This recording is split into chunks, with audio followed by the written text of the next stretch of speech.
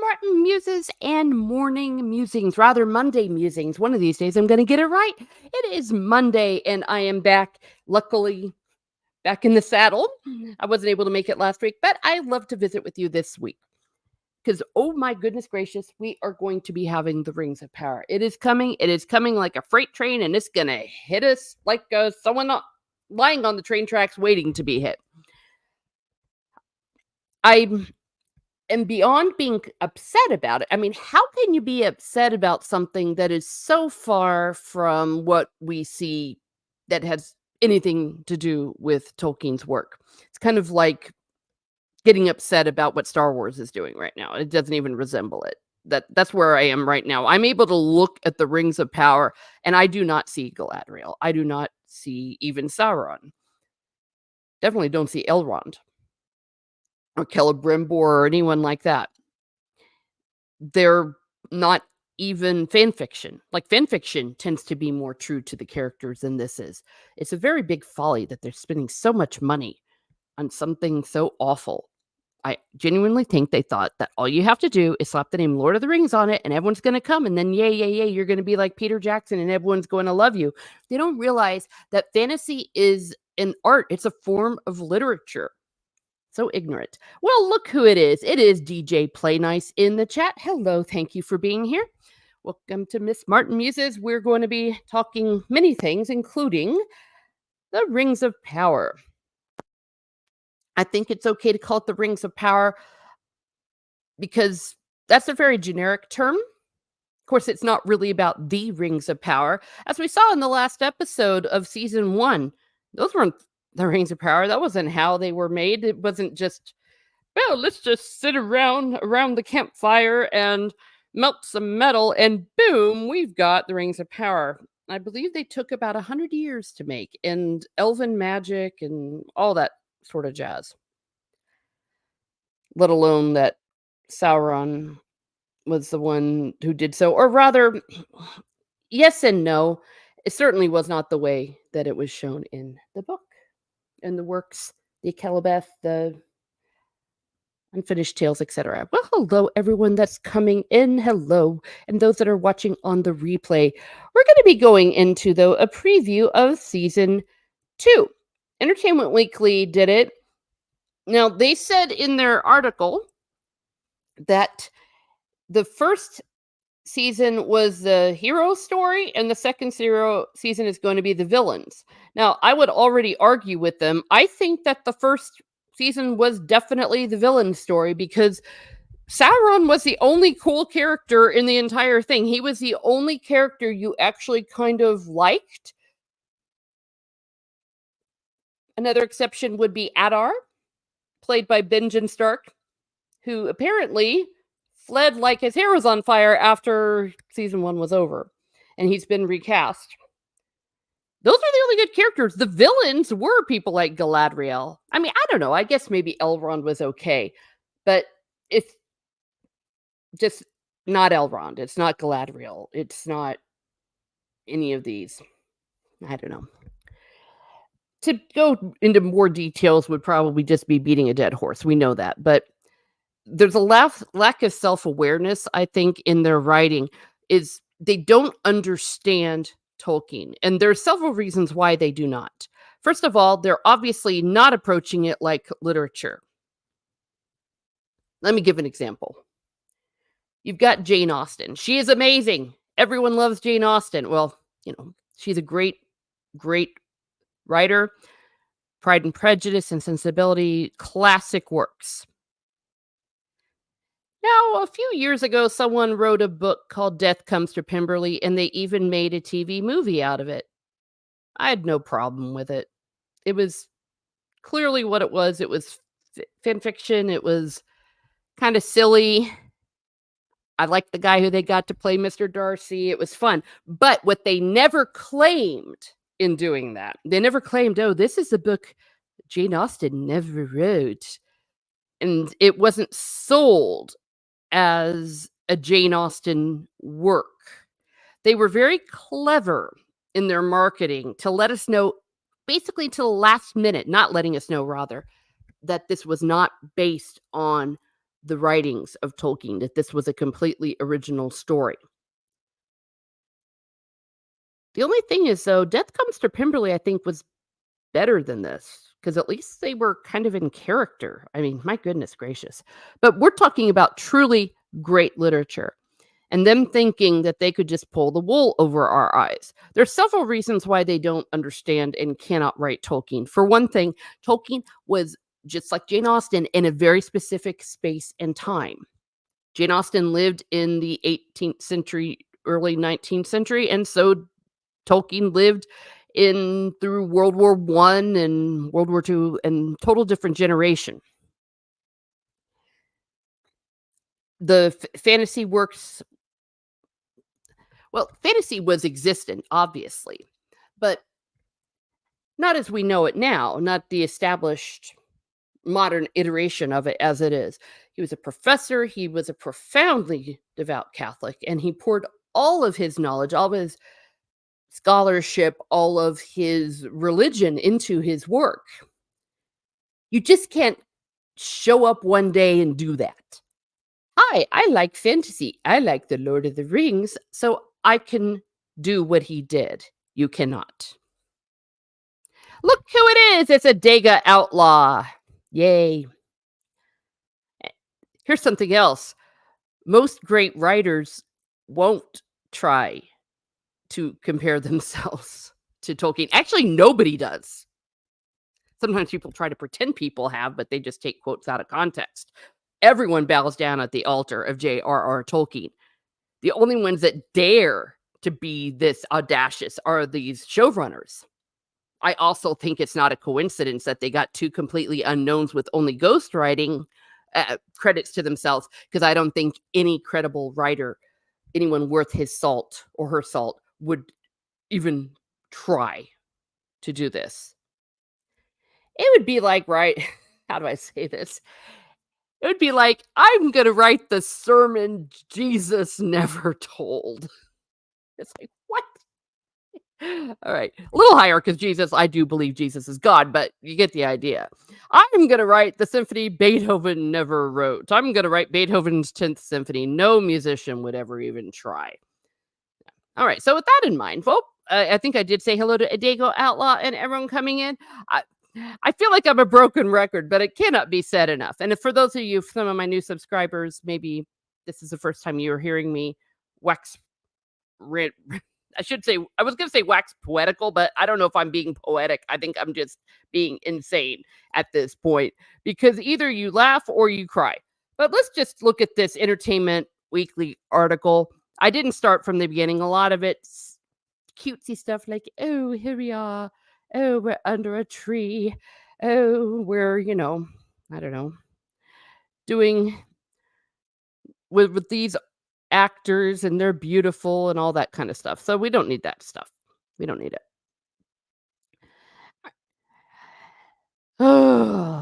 When the Rings of Power began, okay, when they say when the Rings of Power began, they are talking about the Rings of Power, the TV show, obviously not anything else.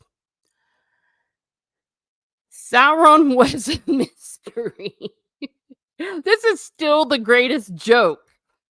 Everyone knew it was Sauron. Everybody knew. It was clear from the first episode that the Dark Lord was at work in Middle Earth, but initially he was only present in the form of muttered whispers and sigils scrawled in the shape of an eye. Or that one guy named Halbrand, who everyone knew was Sauron even before the first episode aired. Then, shock, the season 1 finale revealed the rugged warrior Halbrand was actually Sauron in disguise. The worst disguise ever. Everyone knew it. A surprise to the immortal elf Galadriel. Okay.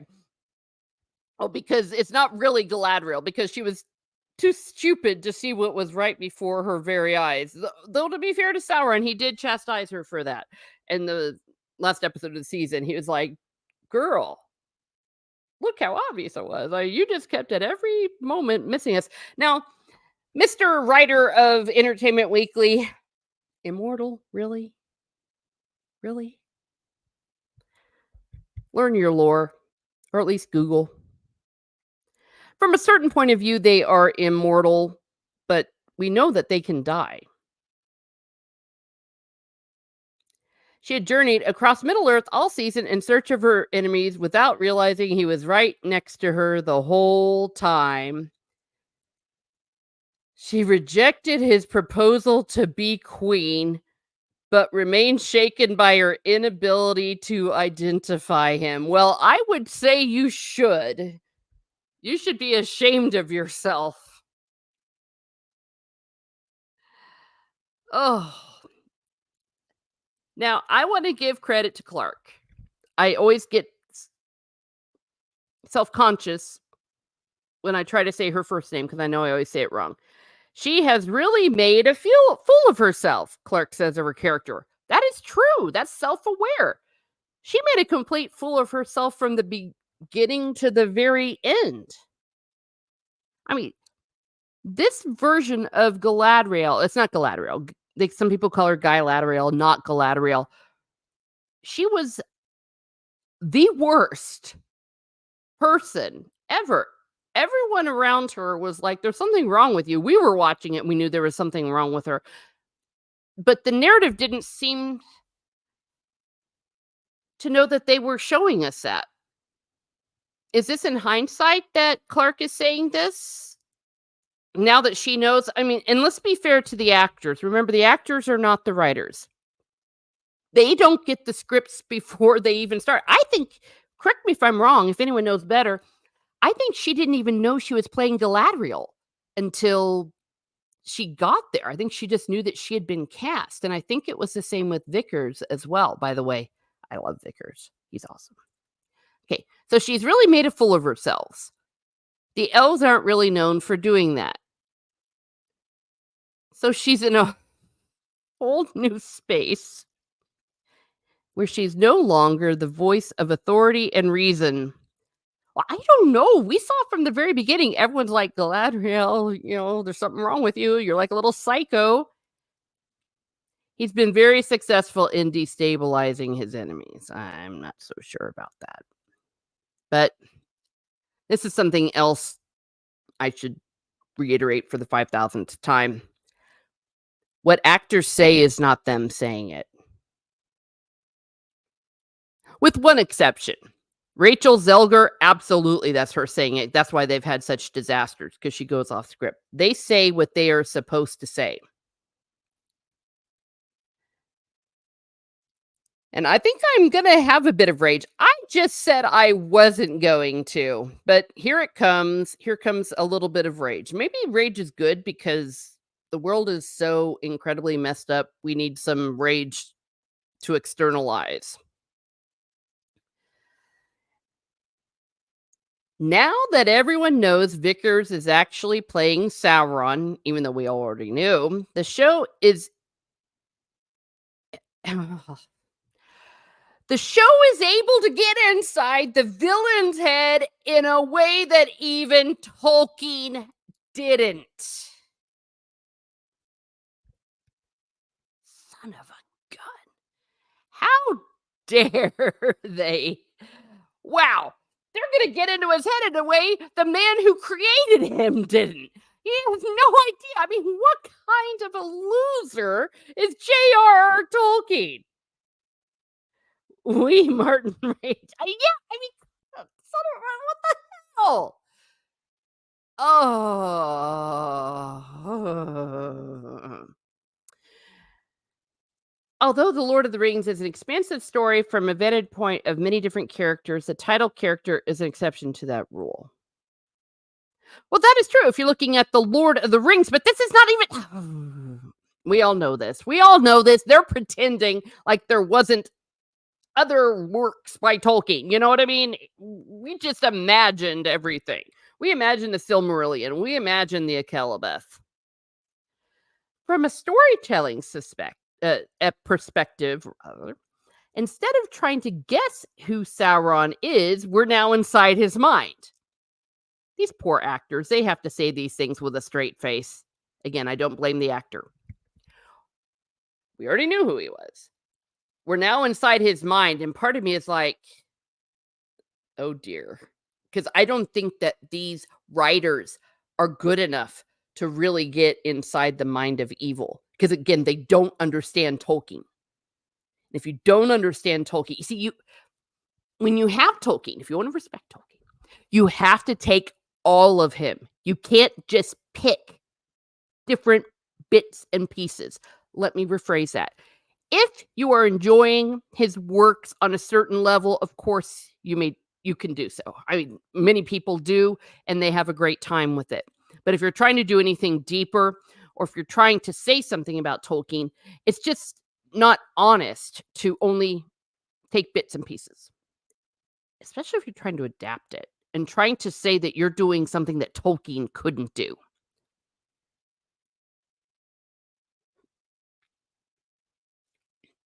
In the past, the camera would cut away from him when he had his private thoughts. Now the camera follows him through these thoughts.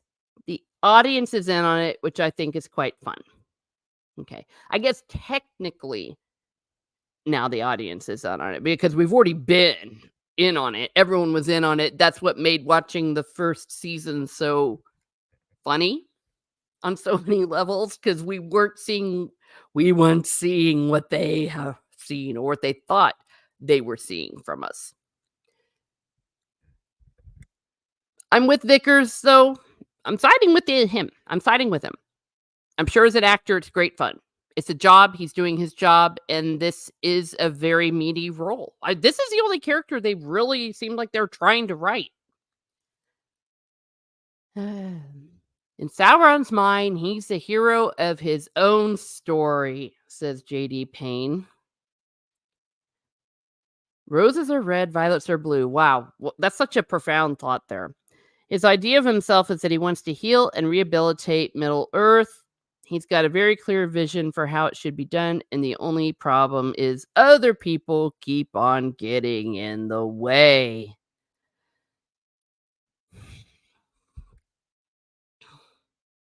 Oh my.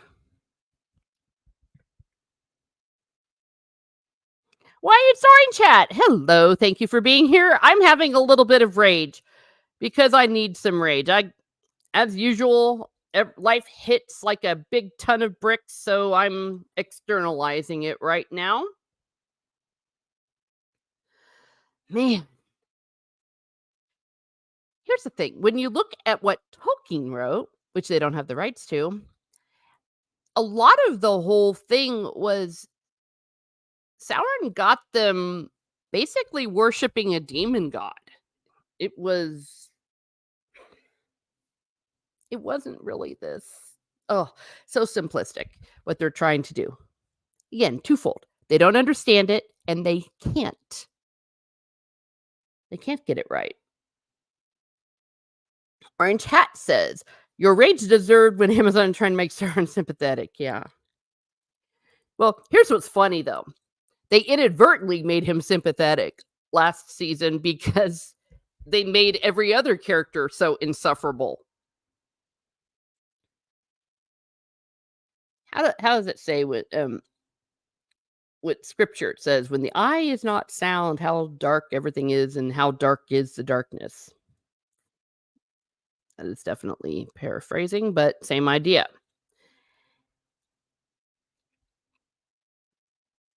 One of these people is the orc leader Adar, now played by Sam Hazeldine instead of Joseph Malway. Okay, I can stop calling him Benton Stark. Again, another character that was inadvertently sympathetic. In the climax of season 1, Adar awakened Mount Doom and created Mordor. Don't even get me started about how Mordor was founded. Yeah, because you turn a key, you create a volcano, and everyone gets blown up and somehow survives the volcanic blast, except for one chick who had a eye issue because of it and had to put on a bandage. She got blinded, but her face didn't get melted off. Why is it every time I'm live that they try to go ahead and cut the grass outside my house? Really? I hope it's not too loud and noisy for you all there. Let me know if it is. Orange Chat says Sauron and Morgoth were absolute evil. Most stories have villains think they are doing good. That wasn't the case with Tolkien. He wrote Morgoth and Sauron as admitted evil. Correct. Yeah, and that goes back to where I was saying when you look at his worldview and in the Silmarillion, he gave us God is the title character. And so once Morgoth had fallen and his minions, they were irredeemable. They were fallen just like Lucifer.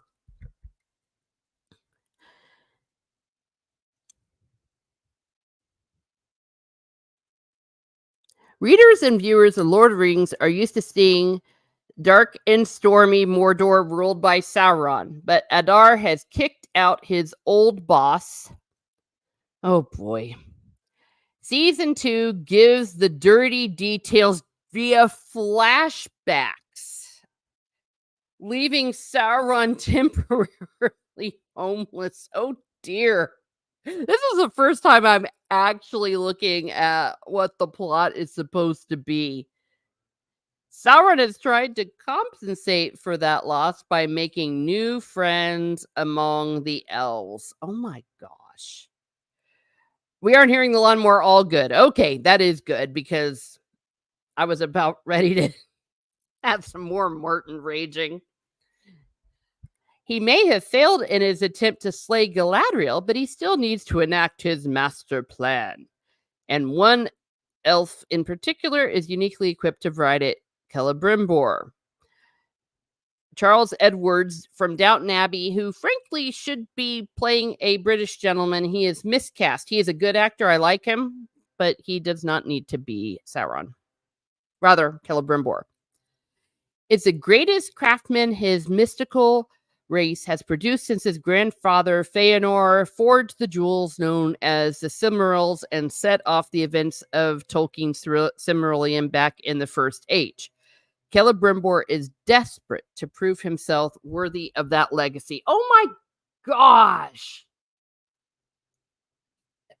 Feanor, yes, he was a great craftsman, but he's also the villain of the tale. The complete villain of the tale.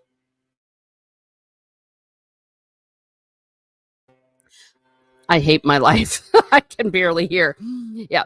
All right. Orchat is saying, as for the Elven rings, if I remember correctly, they were created after the rest and away from Sauron's notice. They are not bound to the one. Okay. You know what? I'm feeling, I can't believe you all can't hear that. That is really loud to me. So let me know if it does come in. Well, yes and no. But what happened was once they realized that they had been deceived, they took the rings off. Yeah, but they for certain were not created first. Absolutely not. And everyone's saying hello. Yay.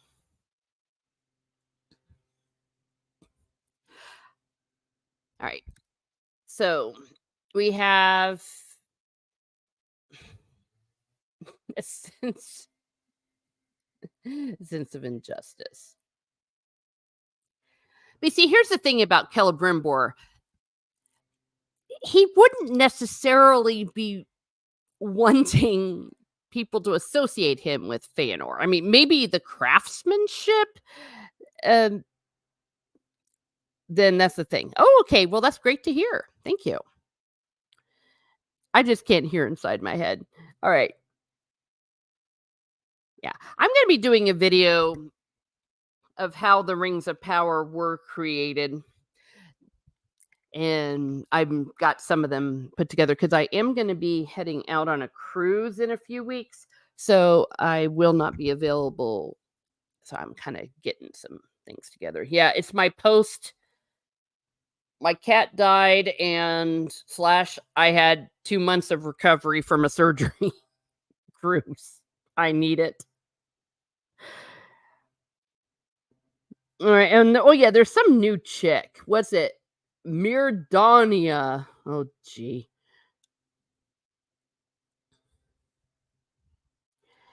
Goodness knows who that is, because that's the other thing. Most of the characters are not even Tolkien's. They're just made up, and they're weird made up names that just don't make any sense. The way I see it, his ambition has been eating away at him, Edward says. He wants to produce something that will help the world, but will also ensure his name is on a plaque somewhere forever. So it's a double edged sword with him. He's vain, he's ambitious, and he wants to achieve something that will overshadow his grandfather's work. Now he thinks he's found the key. Okay.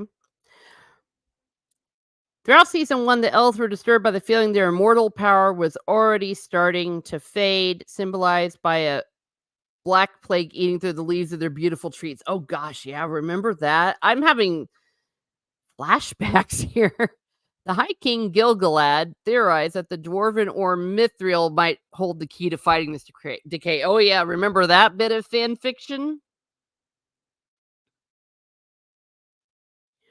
Yeah, it's like Mithril is like from a lightning bolt that hit the trees and went into the earth instead of just being really pretty stuff. Clutter, fake facsimils is all rough and fast. Yeah. Well, let me say this. I've created a new D&D character. The names that you see coming up on the Rings of Power are the kind of names that I came up with for my character. And there's nothing wrong with what I did because I'm having fun. I just took like an Irish name and took a name from Lord of the Rings. No, rather, Song of Ice and Fire. Her name is Shiva Stoneheart. But that's just me having fun, not being a mostly serious D&D player, but not really. I'm not trying to imitate Tolkien for crying out loud. But that's exactly what it's like. It's like they put it into one of those elven name generators for role playing. It was Halbrand Sauron who finally suggested using the Mithril to form magical rings.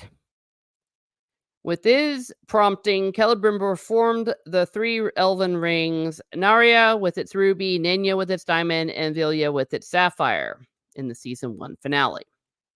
As we said, it should not have been created like that. Should not have.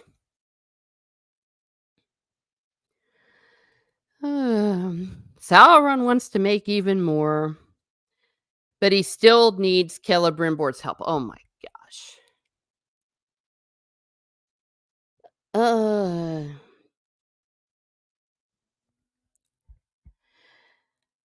Sauron abandons his Halbrand form in favor of Anatar, the Lord of Gifts.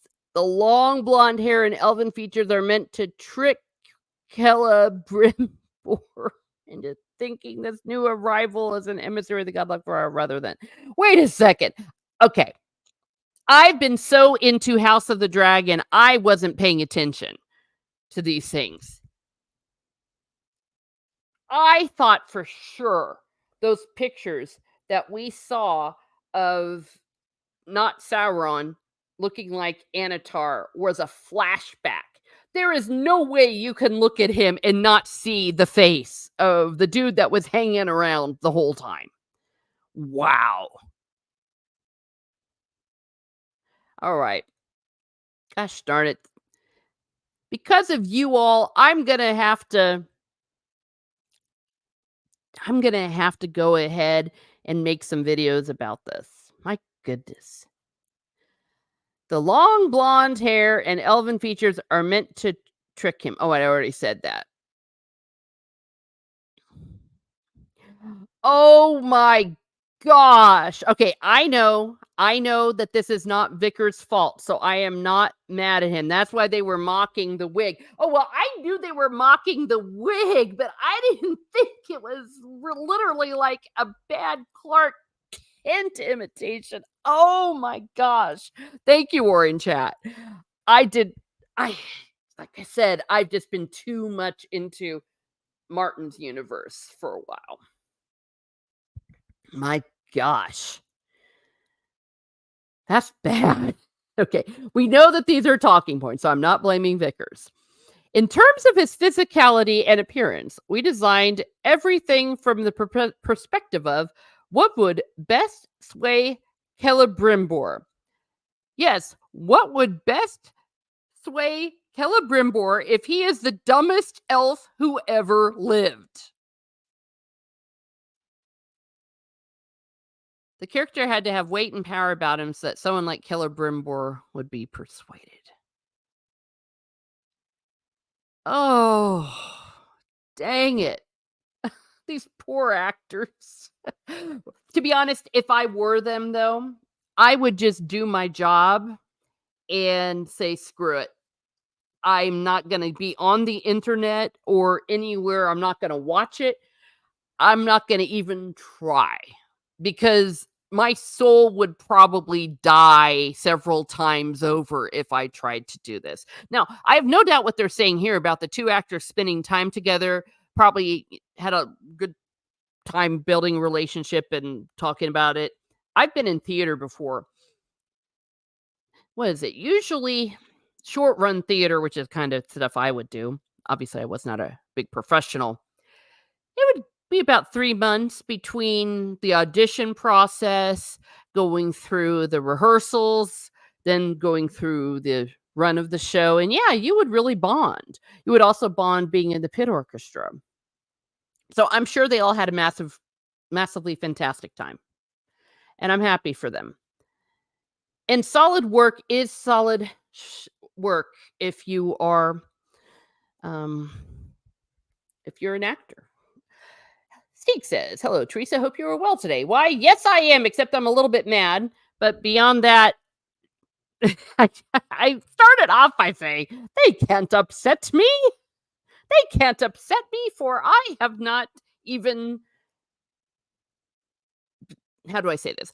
I have already rather been able to separate how I feel. And then this crap happens. Yeah. Hasty, Kella Cringebore. Yeah.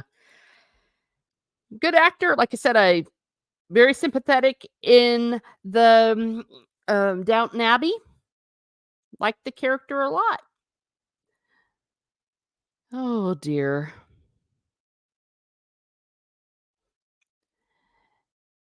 As you'll see, it plays out in a very interesting way.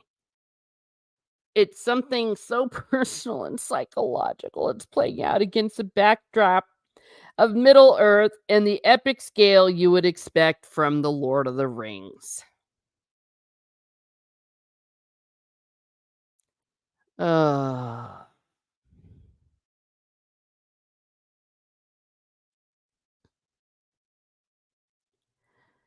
Other villains might try to find your weakness and poke at it. Sauron does something different, where he tries to find what your strength is. The image of the eye is really appropriate because Sauron sees he sees the best version of who you want to be, and then he's able to take your own desires for good and twist them to bring about his own evil ends. Well, I mean, what he's saying there is not incorrect. It's very true of Satan and all that, but still. They're acting like what they're saying is profound, but it's not. Oh gosh, they're going into the dwarves.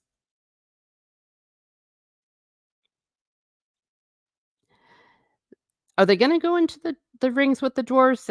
There are oh, for crying out loud. These showrunners, they make me mad. Funny thing is, said Orange Hat, I can visualize Tolkien's world as I read about it, and it's nothing like Rings of Power does. Well, yeah, and see, that's the thing. A great writer does that. He draws you into his world. He's what you see in Rings of Power, it's cosplay. And not to knock cosplay, but you're not sitting there with the budget that they have. I mean, with the budget that they have, there's no reason why it can't be amazing.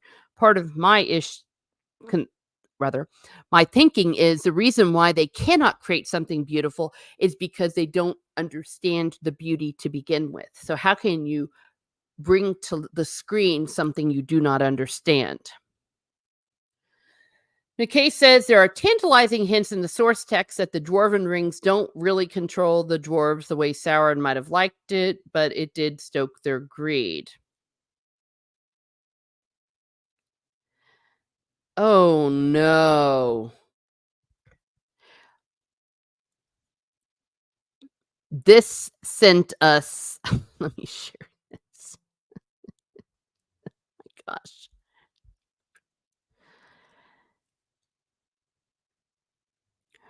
Down the rabbit hole of what about Peter Mullen going mad as a villain in Khazad-dûm in season 2? You see, that's what they just keep saying. We thought, oh, isn't this cool? What about him going mad? The whole idea of doing a show in the second age is that it was not a fixed target. There was enormous amount of room for creation and improv within a loose framework. Oh my gosh, don't make me. Either these people don't know any better, they just look at wikis, or they're gaslighting us. And I'm going to talk about gaslighting in a bit. The Dwarven Rings are a great example where it's like, what exactly do they do? How might that play in a father-son relationship? Well, I've said before, maybe, maybe, maybe a little bit. Okay, fine. Isn't this great? You can come up with that. But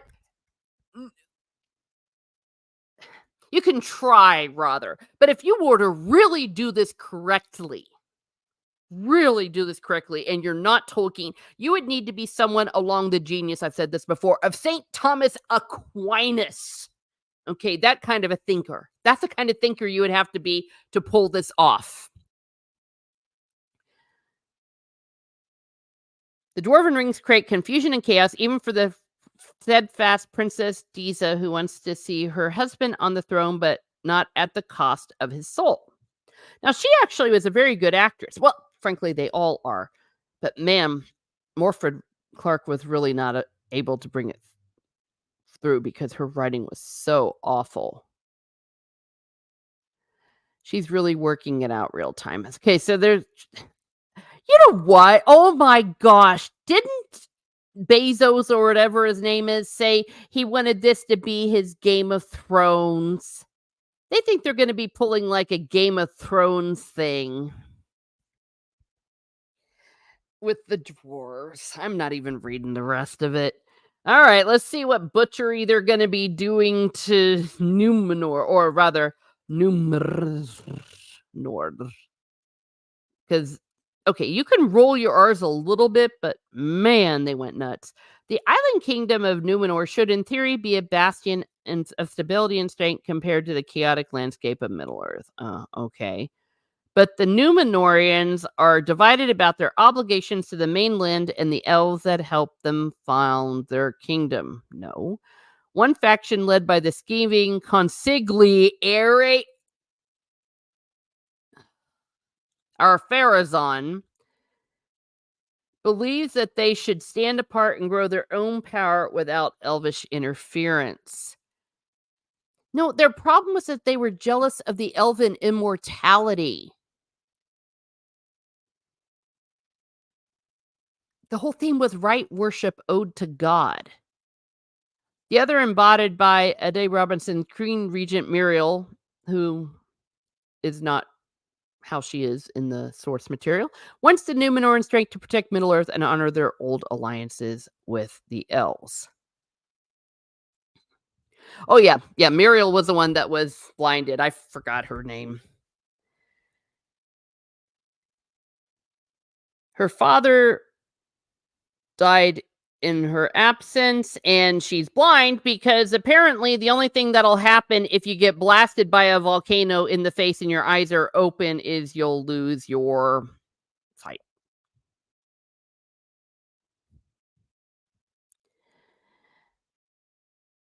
My view of her blindness was that it is definitely that turns you inward. You're almost existing within your own mind. It's a very isolated state, and she's on shaky ground. Oh my. Muriel's greatest ally is now Elendil, and they'll bond season 2 over their shared wounds from the Southlands battle. We know from Tolkien that Elendil is destined to be a great king of men, but so far we've only seen him as a sailor and a warrior. Now his political education begins. Oh my gosh, they're gonna be having everything Elendil knows will be taught to her from the woman. So he sees and informs, she interprets what he sees, and thus Elendil learns. This is a leader training. Boy. Meanwhile, Isildur is left to fend for himself. Oh yeah, because he was left behind, wasn't he? Oh dear. Surviving on his own in a region that is transformed into literal Mordor overnight won't be easy and involves some familiar faces from Tolkien's mythology. Hello, Shane. Consigliere. Yeah, did I say it wrong? Oh, either way. That's whatever. Con is it Godfather? Well, no, no, no. Precious, no. Okay, I heard some rumblings about this, but this is my first confirmation. This is what happens when you pay attention to House of the Dragon too much. I missed this. I'm in a cave where I have to fight through Shelob. Oh my gosh, they're just now copying The Lord of the Rings.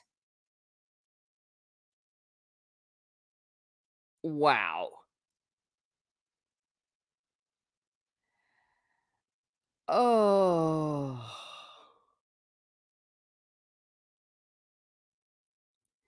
And oh. Okay.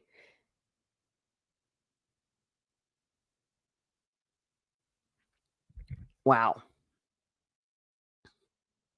Just wow. I'm gonna stop the screen. The reason why I do stop the screen every now and then, sometimes they like they dox you. It's like, oh, since you so and so live at this address, let me tell you about this kind of perfume.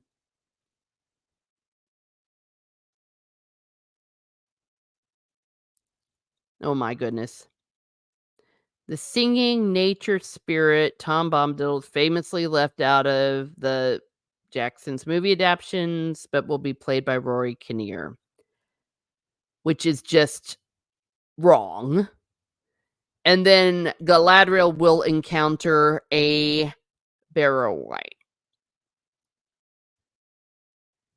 The actress says they were so scary in real life. So much of that was practical, and they were just terrifying. Well, like I said, for an actress, I think that this is probably a lot of fun. And say what you will, this is putting her on a main stage, and we have seen that actors can survive a bad show. Bad writers, not so much. Orange Hat says in the second age, she was known as Turek on Ungol. Well, goodness knows. Goodness knows what they're gonna do. Oh, all right. Now I have something to say about this chick up here, so I'm gonna bring it back because I've found out they have not doxed me. Shelob, that is she. That she. Oh yeah. Correct. Uh, yeah, I know who you. Shelob. I just can't even. All right. The new episode also explored an area that Tolkien didn't write much about, the desert region of Rhûn, the farthest east, either even than Mordor. Rather, even than Mordor. The switch from filming in New Zealand to UK provided the production with access to the Canary Islands. Oh.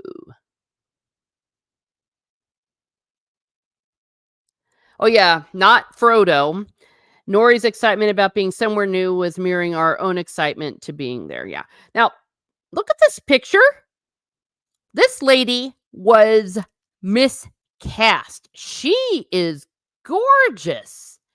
And look at this gorgeous dress she's in. I mean, really? My gosh. And they make her dirty and ugly, just like the way they make everyone dirty and ugly. And then we have not Gandalf.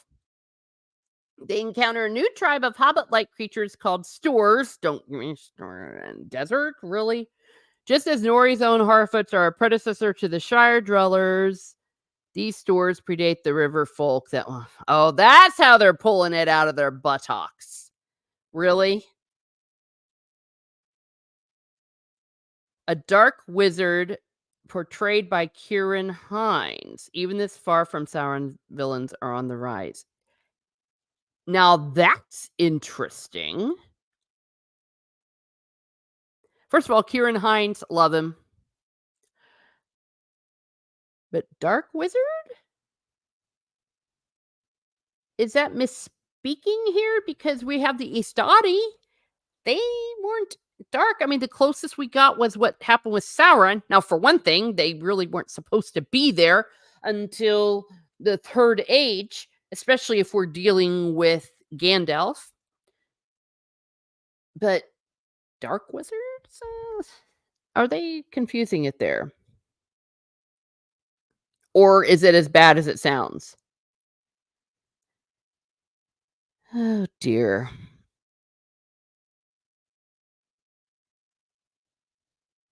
Even if Sauron is not in every single area, every single story has very strong feeling about Sauron as an antagonist. The Dark Wizard has a point of view on Sauron. Afarazon has a view about Sauron. The Elves have a point of view, as do Adar. Oh, dear.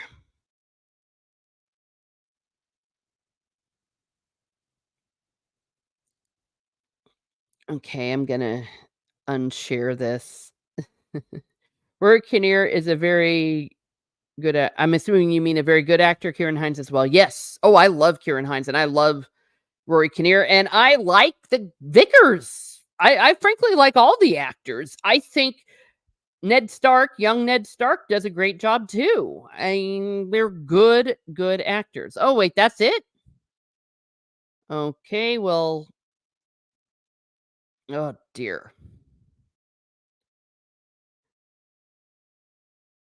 Oh no. Okay, the last line, they're off to the side in their big photo shoot. Stands Vickers, Sauron, slowly unfolding his plan to cover them all in shadow and in the darkness bind them. Oh my gosh. Ducks. I can't believe they boxed you. Doxed you. Well, oh, you mean the advertisements? Yeah, well, luckily it never quite happened live. Um, but yeah, just be careful. Google ads, maybe they put up more protections. But yeah. Oh, look who it is! It's Snortopupus Kuber.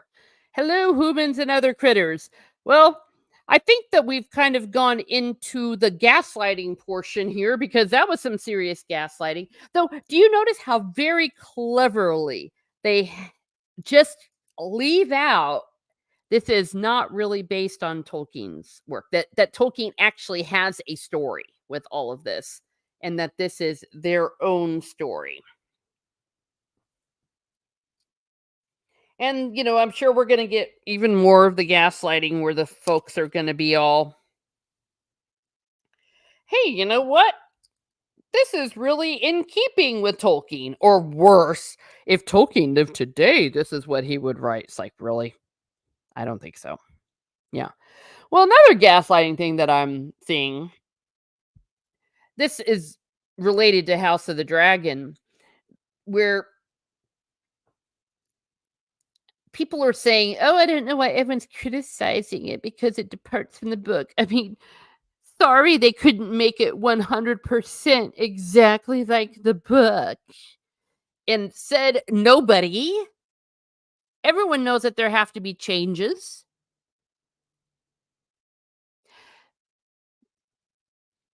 the straw man aspect, I guess straw man and gaslighting goes a lot better together because then they debunk it and they're like, look how this changed. Look how this changed. And we're all sitting there screaming into the void. We never said that we don't think that they have to change a few things. We just don't want them to change everything. And they'll probably be hearing this kind of argument when the Rings of Power comes out. Oh, well, you wanted to be exactly what Tolkien wrote. Oh, if that were the case, then we would have just had them singing and eating food in the first movie. All of that kind of stuff. Gaslighting really pisses me off because it's not honest, and it's a way of not listening. Now, I think that we, and myself included, can fall into the trap where instead of just saying, "Shut up, I never said that. Why don't you answer my point?" we take the bait of the gaslighting and give all these examples about why we're not saying what they're saying we're saying, and all we're doing is giving them what they want. We're allowing them to waste our time because they know that what they're saying is not the truth. You think they can Google or look things up as much as us? Okay, with very few exceptions. Sometimes when I see things, maybe this is more relatable to rage bait. I find that you can usually solve the situation by saying, "Can you give me the source?" Because rage bait will not give you a source. If they're using a quote, if they're talking about a historical event, or if they're even talking about a headline. Sometimes headlines are even fake. So be careful out there, friends. I mean, how many times have we seen like a quote by somebody and everyone's like, "I can't believe this. I can't believe this." And then it's like, well, why do you think they don't give the source? If the source isn't there, don't waste your time. If you know that someone's gaslighting you or giving you a straw man, do not engage with what they are saying. Call out the fact that they are not addressing what you said. And then if they want to argue it later, you can say, "Okay, we can talk about it later, but first let's just talk about the fact that I never said it had to be 100% adaptation. I never said that." I've had some people in comments on some of my videos saying, "Ooh, I'm sorry you don't like the fact that, it wasn't a one-to-one." And I say, "I never said that." Sometimes I wonder, though, if people actually watch the videos too. "Verify before you fly," says Orange Hat. Confirm before you report." Absolutely. I guess another example of rage bait that people use is things that are like 10 years old. Like, why do you think people are bringing up things from 10 years old to say, "Oh my gosh, can you believe this is happening?" Because they know it'll get you attention.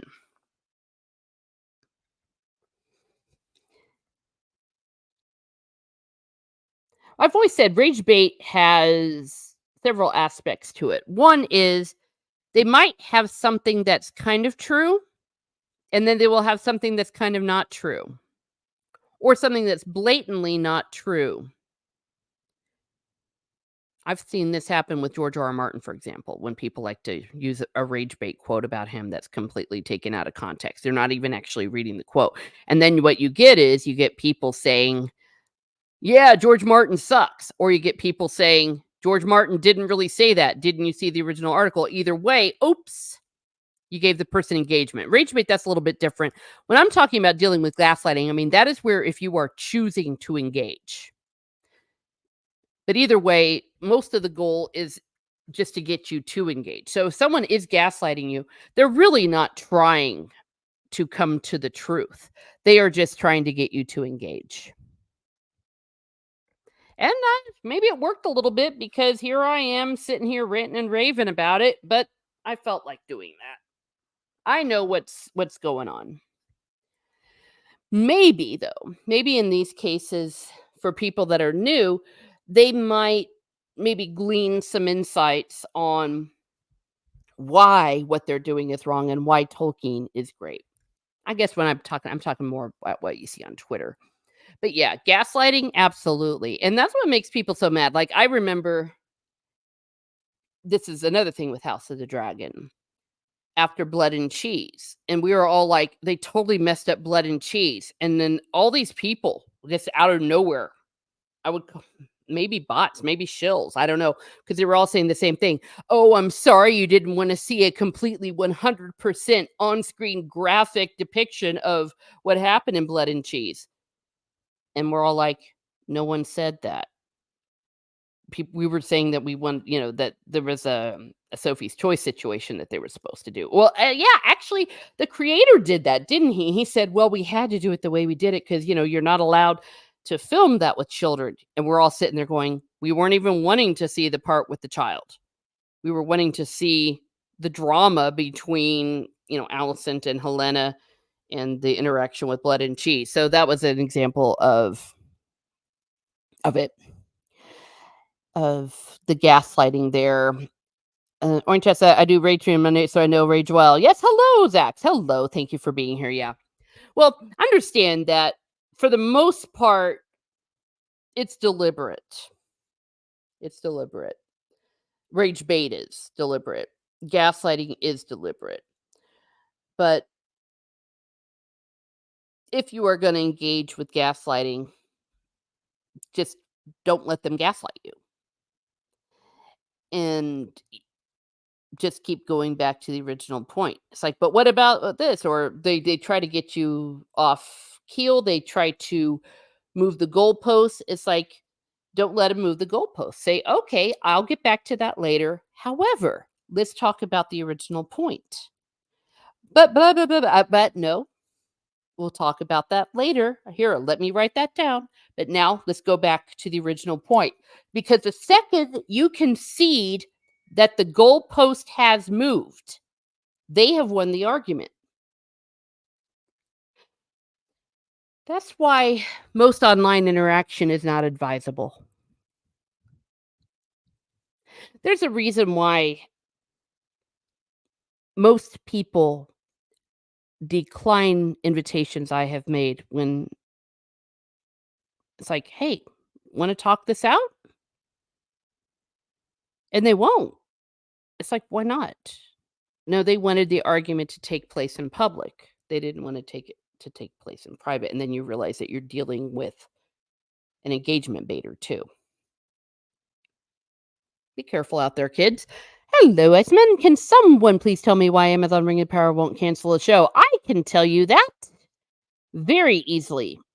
They are often disingenuous. Yes. Most of the time, they are disingenuous. Yes. The reason why is they bought it for $200,150 billion. They spent way too much money on it. They can't cancel it. You can't spend that much money and not let it play out. That's why they were all it was a 5-season show from beginning to end. Very similar to what happened with the Lord of the Rings movie where, it was a 3-year commitment. More, I think. They can't. They can't take a loss like that. And who knows? Maybe they are getting back what they wanted. Enough people are probably watching it. Though I think it's telling that they haven't had any tie-in materials or any souvenirs or T-shirts or mugs.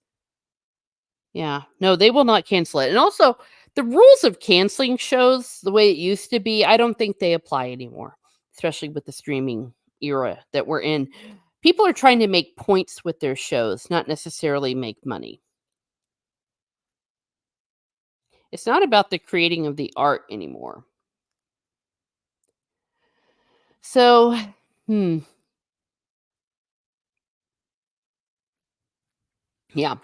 Yeah, I went off at a bit of a tangent, and maybe it didn't make sense because I was going between rage bait and engagement bait and gaslighting. The gaslighting you see coming from people like JD Payne and all them, it's like, "Hey, we really are doing with Tolkien right. Oh, this is in complete keeping with his age." and how they cleverly, try to make it look like you're the one with the problem. That's not what Tolkien's writing was all about. It's like, oh, what we're doing is, we're doing something that's completely reasonable within the Second Age. Oh, what we're doing with Adar and all that? Well, don't you know that in like the 1960s, Tolkien wrote an essay exploring this idea that maybe orcs weren't irredeemable. That's true. He did explore it, and part of that was because he was uncomfortable as a Catholic with the idea that there was no redemption since they started as elves and all of that.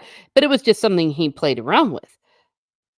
It wasn't something that he seriously was going to inject in his work, or if he was, he decided obviously not to do it, or it wasn't an issue enough, or there was other things going on. But it was just an idea that he wrestled with a little bit, like we're all allowed to. But no, they would say, oh, or the same way, another gaslighting thing. Oh, you don't like the way we're doing Galadriel? Well, don't you know he said in his letter that, she was tall and of Amazonian disposition and used to tie her hair up when she had athletic activities. You guys are the ones that have a problem with what Tolkien said about Galadriel. 2001 to 2003.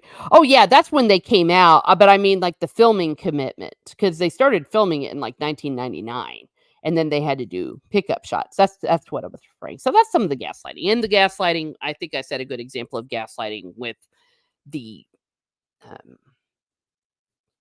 the blood and cheese in the straw man. Some people were saying when I was mad about nettles being cut out, someone said, "Get over it. Sometimes characters get amalgamated." I'm like, "Sometimes, but not a character like that, and not just randomly amalgamated." It would be like, "Oh, I'm just gonna take Han Solo and mix him up with Aunt Beru." Okay? Makes no sense, is wrong, and totally changes thing. So Shiru. Am I missing something there? I might have missed something. Yep. Yay, Ireland. Hope y'all are doing okay over there. I've been seeing some stuff. All right, so that's Rings of Prime. I think here's the problem with Rings of Prime. It's not standing alone. If it were good, people would be looking at people like me and rolling their eyes a little bit and saying, "Oh yeah, you Tolkien fans," but I think it's great. Like I have my pulse on the people, the younger people of the world, not just the people of my own age. They're not talking about the Rings of Power. They're not watching the Rings of Power. Remember when the Lord of the Rings trilogy came out? Everyone, I mean, they had things you could get at Burger King with the Happy Meals, or you bought this many hamburgers and you got a free glass, which I still have, by the way. So another example might be the Avengers. When the last Avengers movie came out, Endgame, all the people like in my orchestra, they were like wearing t-shirts and everything. And so one guy was like, "Yeah, me and my dad were gonna go see it tonight, and then we're gonna see it again on Saturday." All right, everyone was talking about it. No one is talking about the Rings of Power. No one is talking about it. Shane says, rode horses, wore hair a certain time, enjoyed archery. Plenty of princesses did that. Oh, I see what you're saying. A Shivru. I understand you. Yes. And enjoyed archery. Plenty of princesses did that. Amazonian. So she's fixing in the blessed world. Nobody. Yes, exactly. Amboy Lynn fits that description. You are correct. You are correct. Heisman said, I stand by what Tolkien wrote. The ones they don't do research, don't know what Middle Earth stands for or what Tolkien works means. So many fans and people. That is correct, including the writers. And I would argue you've got to be darned careful if you're going to adapt something like that and it's not part of what's in your bones. I think another good example, I keep saying that. turn off my good example of the new Narnia things. I don't think, from what I have seen at all, that the showrunner is a Christian, let alone a devout high church Anglican. I don't I don't know how she can adapt, and I think we're gonna see that in there. It's very difficult. Some people can, if they're not of the religion of who they are doing it, but I think we've seen too often that they just get it wrong. Zach says, Teresa, no one wants to see a kid get murdered, but we needed that segment to be consequential to the rest of the story, but it wasn't. It barely came up after. That's another good point. After the second episode, we did not. And it was the unforgivable. If there was a past a point of no return, phantom voice, it's that. You're right. But they kept saying, "Oh, you just wanted us to do it graphically," and everyone's like, "We never said that." And yeah, it needs to be consequential, and it needs to be done properly. Frankly, I was perfectly fine with the actual act being kind of done the way it was, where all in the darkness and everything, where you didn't even really get to see the kid's face. I mean, before it happened, or rather you did a little bit, but yes, it was just complete BS. Straw man, gaslighting, all of that stuff. Fighting, correct, yeah. Yeah, immigration issue England is very yeah, we've been seeing that. It's concerning. It's very concerning about how quickly, let's just say, justice has happened and how one way it is. Yeah. So expect more gaslighting. I'm looking forward to seeing a lot of the oh, a book doesn't can't be one to one like they were doing with the Fire and Blood. They're going to be doing that with this again. It's like, oh, well, obviously you don't understand Tolkien, because Tolkien, he had so much knowledge of so many different cultures. So of course we are going to put this in. Forgetting they're not Tolkien.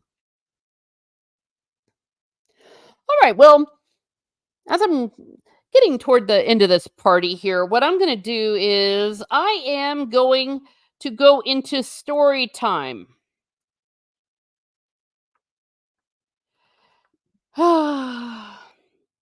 It's going to be sad. So, if you do not want to be spoiled by the Battle of the Gullet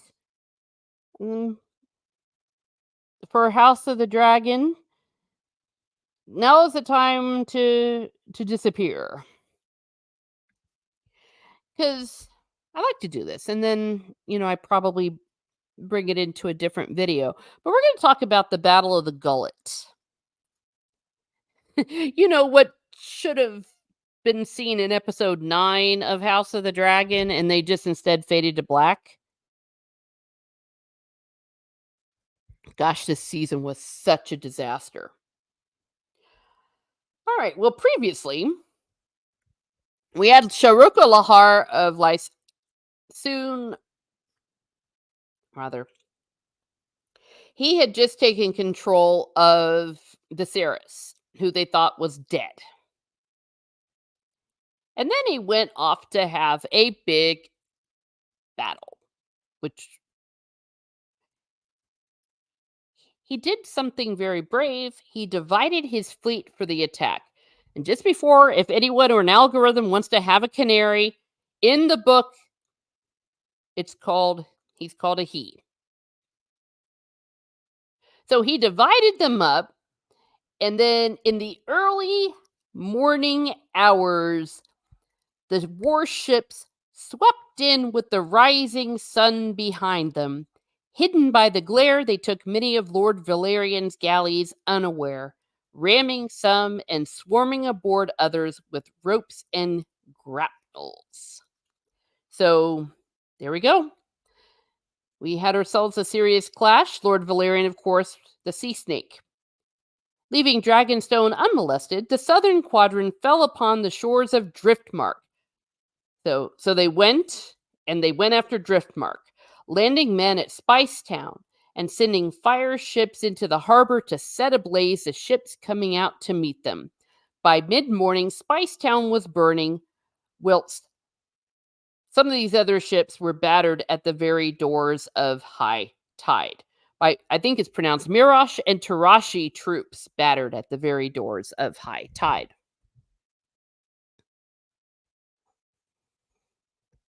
Okay, Orange Hat, he does have to go now because I don't want to spoil because I got to go do dishes and clean the kitchen. Great stream, Triple M. Well, thank you. Thank you for being here.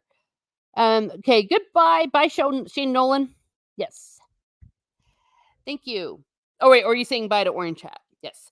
All right, so Sharika Lahar is kind of a badass admiral, divided up the troops and took on a lot of Lord Valerian ships and set upon Driftmark. That's pretty intense. And by making the character such a buffoon, I'm not entirely sure how this is going to be pulled off in the show. Quote, when Prince Jaehaerys swept down upon a line of Lycine galleys on Vermax, a rain of spears and arrows rose up to meet him.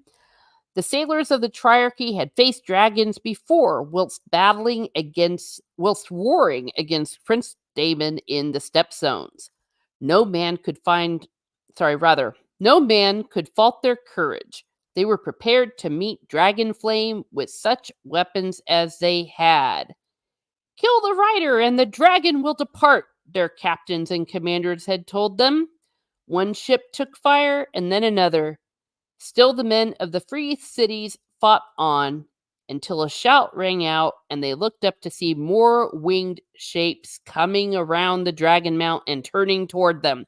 So I can see how this could be a pretty cool sequence because if there's one thing that the show has shown us, House of the Dragon, is that they do very well with their dragon scenes.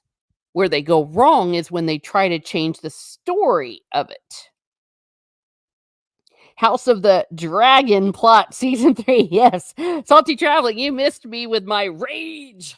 I was raging against some of the Rings of Power stuff, but now I'm moving on to story time. Story time, yes. House of the Dragon. Yes, hello. So this is, if they do this right, this will be an amazing battle. So while all this is going on, and they are taking out ships. They're firing bravely at Vermax, Prince Jaehaerys' dragon. Suddenly, a bunch of dragons come out of Dragonmont. It is one thing to face a dragon, another to face 5. As Silver Ring, Sheep Stealer, Sea Smoke, and Vermithor descended upon them, the men of the Triarchy felt their courage desert them. Now, this is where I will have some rage because note they said sheep stealer.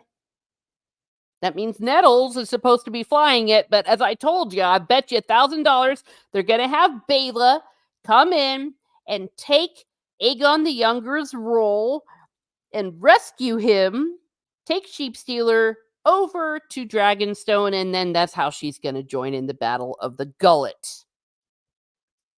The disgrace. Nothing against Bela. She has her own great story, but apparently that wasn't good enough for them. Continuing, the line of warships shattered as one galley after another turned away. The dragons fell like thunderbolts, spitting balls of fire, blue and orange, red and gold, each brighter than the next. Ship after ship burst asunder or was consumed by flames. Gets kind of graphic here, but that's what happens when you have a whole bunch of flames and fire and dragons doing everything. Screaming men leapt into the sea, shrouded in fire. Tall columns of black smoke rose up from the water. All seemed lost. All was lost. This is gonna be sad. It's gonna be sad. Salty Traveling Sea says, damned work gets in the way of my Miss Martin viewing. Oh, I know. Doesn't work suck? My gosh, yeah. Well, thank you. Well, I wish I had a more consistent time for my musings, but life just happens too much. But I'm just happy that I was able to get live here to be with you all today. And thank you for being here as much as you can. As always, there's several different versions that are told about what happens next, but the Meister or the fake narrator does a good job of telling us all the different ways that it could have happened and the way that it most likely could have happened. Yeah. Let me see. So there's a little bit of um, graphic details, but here is the different versions. Some claimed a crossbowman put an iron bolt through his eye. And when we say the eye, we're talking about Vermax.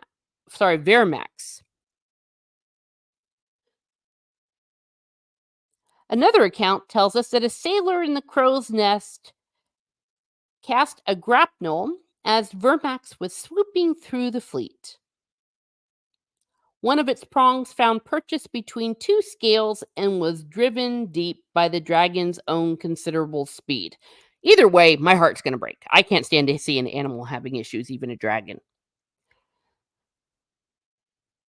The sailor had coiled his end of the chain around the mast, and the weight of the ship and the power of Vermax's wings tore a long, jagged gash in the dragon's belly. Oh my gosh. Yeah, see, I can barely even read this. The dragon's shriek of rage was heard, rather. The dragon's shriek of rage was heard as far off as Spice Town, even through the clangor of battle. His flight jerked to a violent end. Vermax went down smoking and screaming, clawing at the water.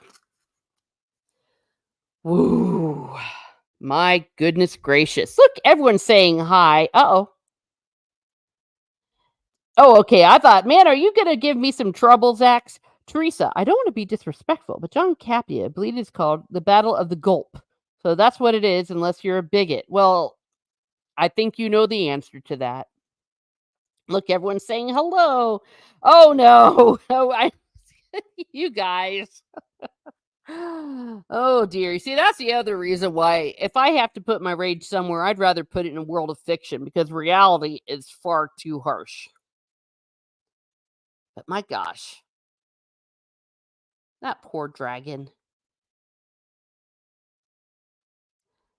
Man. Okay.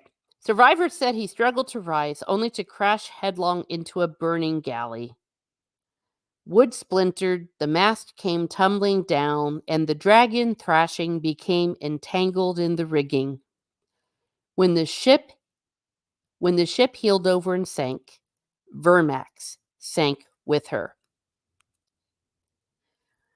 All right, for people that were gaslighting, oh, don't you know it's not all about dragons? It's not all about dragons. It is definitely all about dragons. It's about the dying of the dragons. It's the dance of dragons. And so each time one of these dragons falls, it's just so gut wrenching. And not just gut wrenching because, oh my gosh, these poor dragons, it's just awful. But also because this is the Targaryen dynasties kind of disappearing.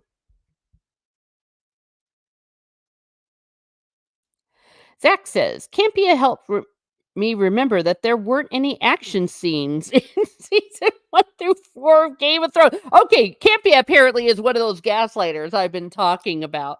It's like, oh, don't you know? Oh, obviously you didn't see Game of Thrones. There was talking in Game of Thrones. And we're like, yeah, we don't mind talking, but we want the talking to make sense. Because it was solely a drama. My memory of season 1 through 4 proves I'm a dummy. Well, let me see. What did we have? We had the Battle of Blackwater. We had all that. It happened off screen because they didn't have the budget season one. I forget which one that was, what the name of that battle was. Song of Ice and Fire is actually where I'm weaker. I just love Fire and Blood. I think it's a great book, a great history book, even though it's a fake history book. The Wall, the battle in the Wall. Yeah, we're just idiots. This battle, says Shane Nolan, seems to have broken the power of House Valerian. They never fully recovered. No. Yeah, it was, oh gosh, it was horrible. Inappropriate is better than inappropriate. Nice. Very nice. Yeah. Yeah, that's the other thing.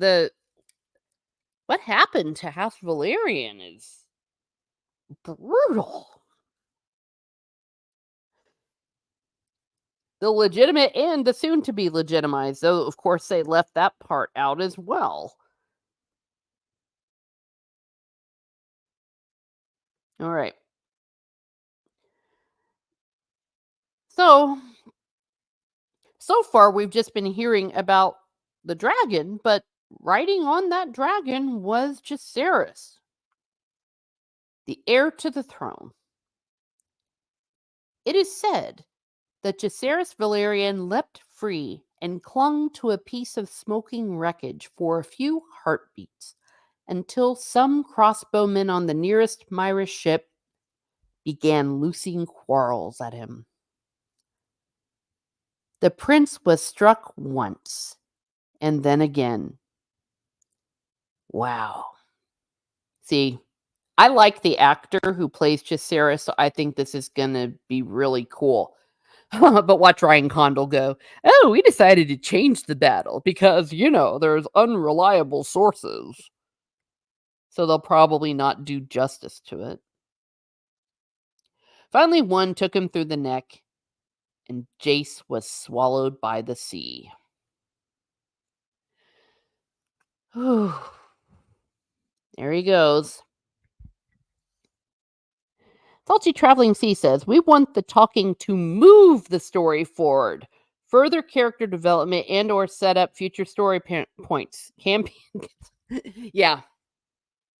Yeah, and that's the gaslighting. Just like no one wanted to actually see the child get killed. It's not that we have a problem with dialogue because yes, we all watched Game of Thrones, but this is where maybe people got to apologize to Benioff and Weiss because love them or hate them, they did pull off that season 1 through 4 some of fantastic dramatic moments. The dialogue was great. We really were being held by the edge of our seats by these characters. They had a little tournament in episode 1. Yes. Yeah.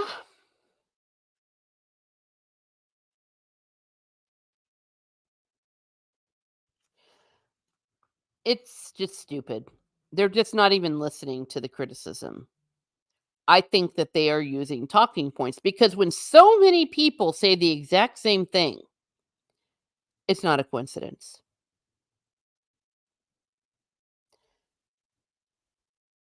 Continuing, the Battle of the Gullet raged into the night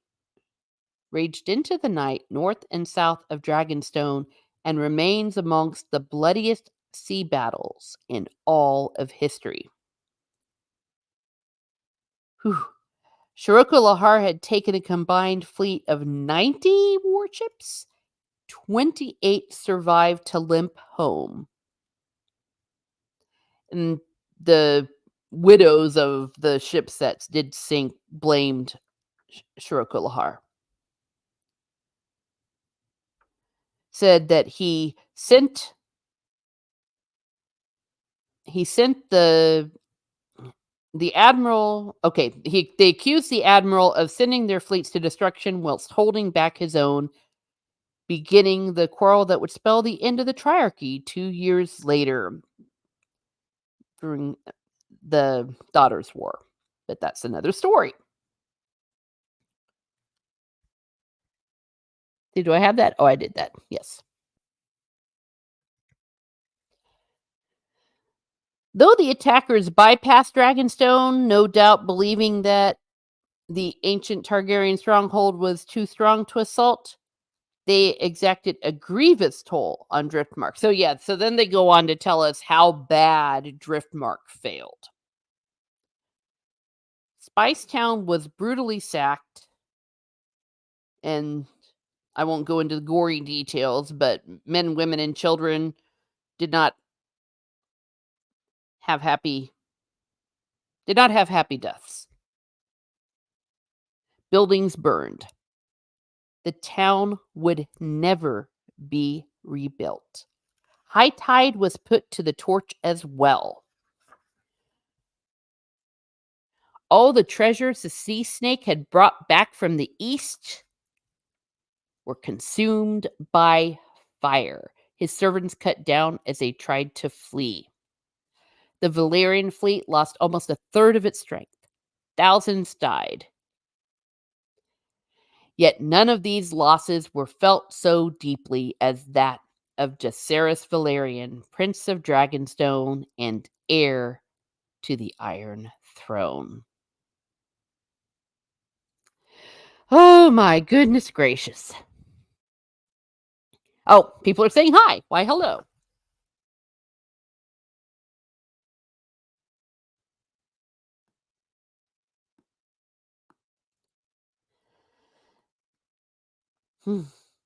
It is written that when the sea snake was congratulated on his victory, the old man said, "If this be victory, I pray I never win another." Whew. My goodness. You see, this could have been the climax of this season. Though goodness knows what kind of messery was going on. There's different people that say that maybe HBO messed with things, that it was the writers that messed it up. But even if HBO had messed things up, still the whole trajectory of season 2 was on the showrunners, and the filler was on the showrunners. And they could have gotten creative with some of their budget things. Like, even if they wanted to put the Battle of the Gullet off, how does that explain everything else that went to Hades in a handbasket?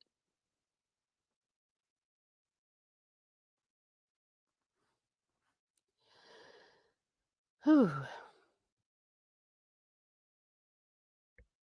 Now, we do have Hugh the Hammer and Ulf the White, the dragon seeds.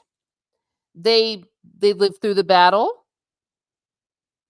"We are knights now, truly," Hard Hugh declared, and Ulf laughed and said, "Fie on that, we should be lords." The girl Nettles did not share their celebrations. She had flown with the others, fought as bravely, burned and killed as they had, but her face was black with smoke and streaked with tears when she returned to Dragonstone. And Adam Valerian, lately Adam of Hull, sought out the sea snake after the battle. What they spoke to each other, even Mushroom does not say. So that is the Battle of the Gullet.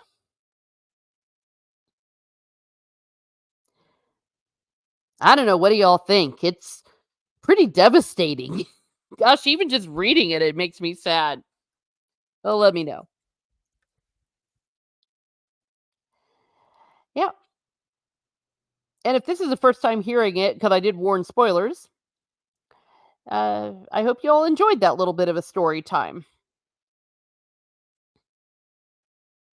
Let me go ahead and take this off here. And with that in mind, I'm going to be winding up this party. I want to say thank you to everyone that showed up. We did have, who did we have? We had Shane Nolan, we had Zach, Salty Traveling Sea, we had Steve Kenobi, Orange Hat, Heisman, DJ Play Nice. Let me see, Snortapoopus Pooper. Did I get everybody? Dega Outlaw. Thank you all for being here. And for all of you that have been listening in the background, as well as will be watching the replay, I definitely appreciate you being here. I would be nothing without you all. The chat is always an important part of my channel, and just you all showing up means the world to me. Shane Nolan says, devastating hole in Spicetown were some of the biggest towns and restaurants. Yeah, I mean, the thousands died. I mean, this is incredible. Take care of your human. I mean, that's just what. Oh, I feel badly for the people that didn't know it was going to end where it was going to end. I'd gotten it spoiled because I had gotten it spoiled, but my goodness, what a anticlimactic end of the season. And then making us wait 2 years. My gosh. Shane Nolan says, oh no, Ireland, the Rose of Truly is today and tomorrow. Oh, I remember the Rose of Truly. We used to all love to watch it. Huh. Does the Rose of Truly, let me just put it to you this way, look the way it used to? Very interesting. Huh. Well, like I said, thank you all for being here. Have a great day, everyone. Have a great day, and be certain to rage in a very healthy way. It does the body good.